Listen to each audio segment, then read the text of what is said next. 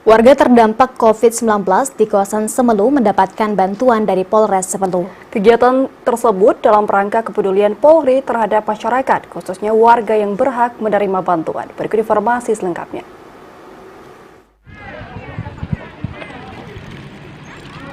Warga terdampak COVID-19 di kawasan Semelu mendapatkan bantuan dari Polres Semelu.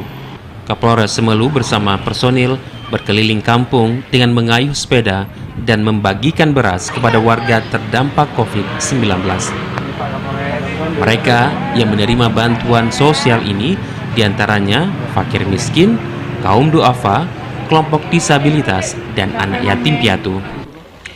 Kapolres Semelu AKBP Agung Surya Prabowo SIK bersama personil komunitas Goes Polres Semelu Aceh melaksanakan bakti sosial pemberian bantuan sembako ke masyarakat yang terdampak COVID-19 di Desa Suak Buluh, Kecamatan Semelu Timur. Kapolres Semelu AKBP Agung Surya Prabowo menegaskan aksi tersebut dalam rangka kepedulian Polri terhadap warga masyarakat yang terdampak COVID-19. Adapun bantuan sosial kali ini berupa 10 karung beras dan 10 bingkisan sembako beserta masker disalurkan untuk meringankan beban warga kurang mampu yang terimbas pandemi COVID-19.